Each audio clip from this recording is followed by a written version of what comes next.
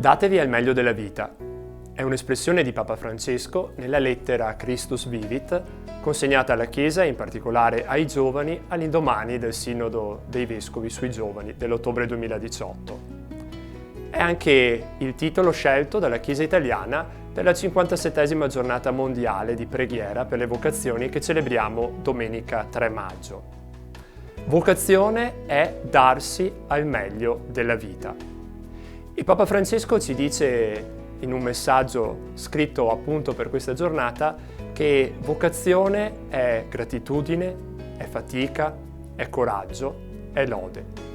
Vorremmo lasciarci accompagnare dalle parole di Papa Francesco in questo mese di maggio per scoprire allora quali sono le vocazioni nella Chiesa e che cos'è vocazione. Ma prima di tutto vorremmo lasciarci introdurre dall'inizio del suo messaggio, quando lui stesso ci dice che cos'è vocazione.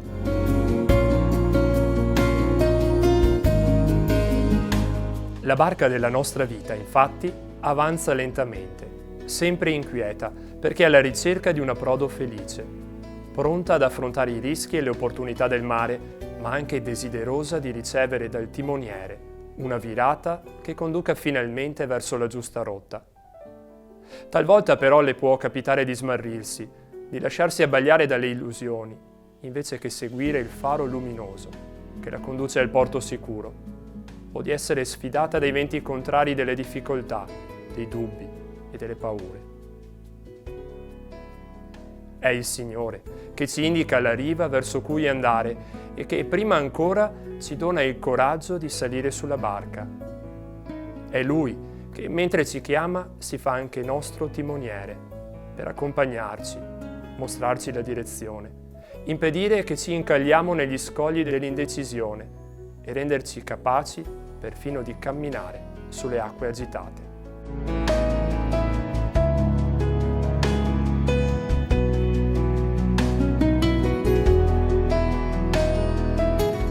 Vocazione è anzitutto, ci ha detto Papa Francesco, la ricerca di un approdo felice.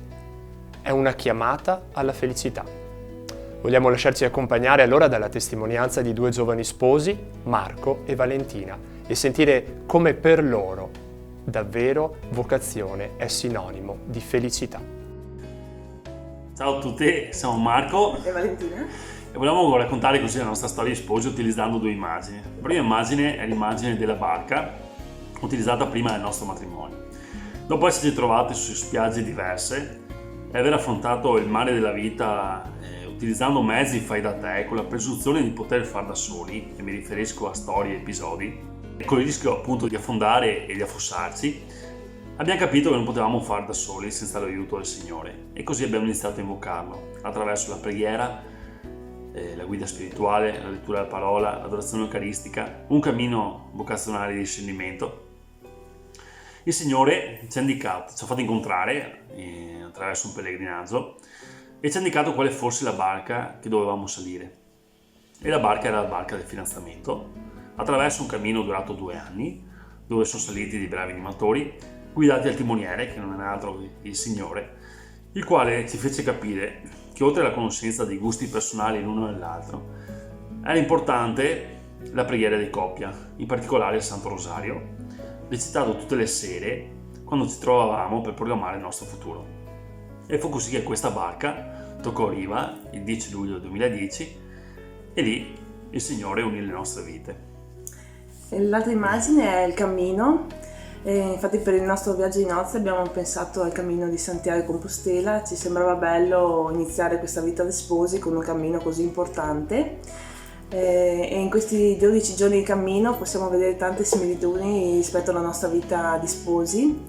Pensiamo alle salite che rappresentano un po' le difficoltà quotidiane, o le discese che sono i momenti più facili. Abbiamo visto tanti paesaggi nuovi, quindi doni del Signore. Pensiamo ai nostri 4 figli, Marta, Simone, Lucia e Giacomo. Abbiamo camminato mano nella mano, abbiamo parlato, sorriso, ci siamo divertiti, ma ci sono state anche delle difficoltà.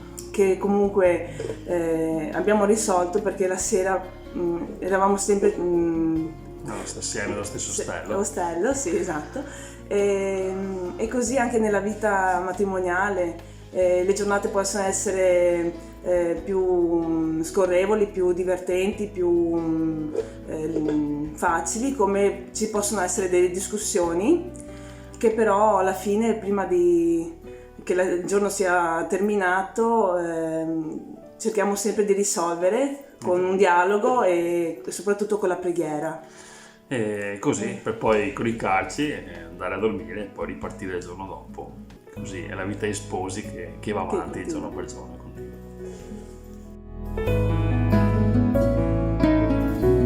Abbiamo ascoltato dove è approdata la barca della vita di Marco e di Valentina, da quale timoniere si sono lasciati guidare. Potremmo domandarci e lasciarci oggi con questa domanda, con questa provocazione: e la mia barca dove sta navigando? A quale timoniere mi sto affidando?